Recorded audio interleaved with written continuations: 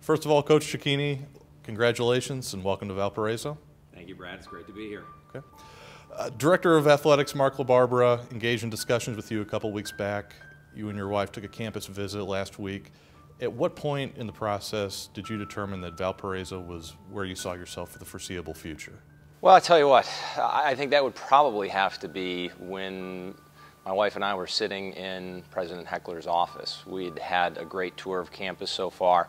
We really felt good about the vibe that we were getting from the people that we met. And when you get a chance to sit down with the president of a university and he shares to you the vision that he has, and it's just in line with what you're hoping to hear and what you're hoping to find in terms of a football program and the potential that it has to be great once again, we really were blown away. So I think that's really what sealed the deal.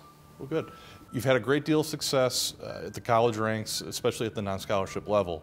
What attributes do you look for in young men that wish to continue their careers at this level? Well, the first thing, Brad, is we're looking for a passion for playing football.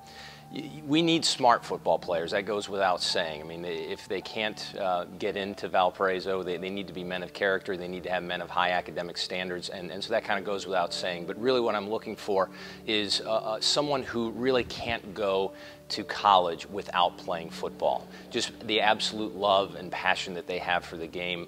Those are the type of people you love to coach. In both your playing and coaching careers, you've been an offensive-minded guy. You'll inherit a running back and two receivers that, if healthy, are plenty capable of putting up all PFL seasons. From what you've seen of this offense on tape, where do those weapons fit into your offensive philosophy? That's a great question. The base philosophy that I carry is that you're going to do whatever it takes to get your football to the best players. And we're really going to do that mainly by being multiple. Again, you got smart football players here at Valpo. We're going to use that strength to our advantage. Multiple formations, sets, anything that we think can create an advantage to get the football out in space to our playmakers. And that's what we're going to do to be successful. On the other hand, the defense, despite containing some individual playmakers, has allowed 45 points per season the last 2 years.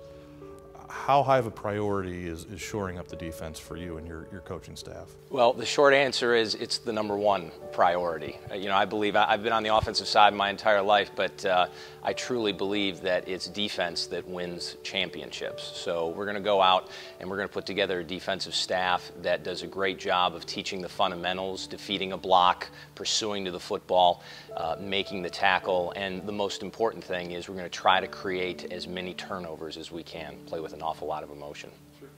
One area of emphasis that administration pushed while in its search for a head football coach is a candidate that would engage with the alumni and build bridges in that department. Now, obviously, it's early and you're still meeting with players and coaches, et cetera.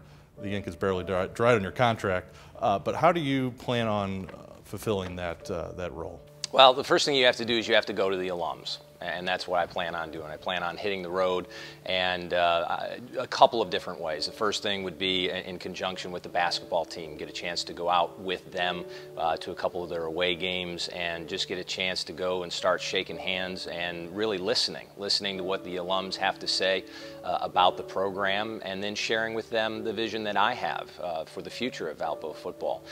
We're going to need their help to be successful in the future, so I think that's critical, especially at this juncture, to go out and see as many of those alums that we can over the course of the next couple of months. Your work history has been well documented. 2 stints at Lehigh, a stay at Harvard, as well as a Citadel. What's something the Valpo community should know about Dave Cecchini that it doesn't already?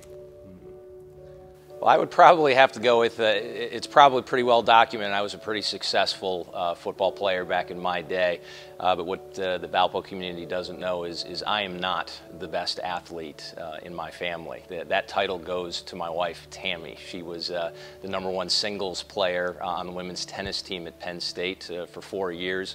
And I think that anytime she thinks that my ego deserves to be knocked down a notch or so, she'll grab me and drag me out onto the tennis court and beat the crap out of me, usually left-handed. And after that, I'm back down to normal.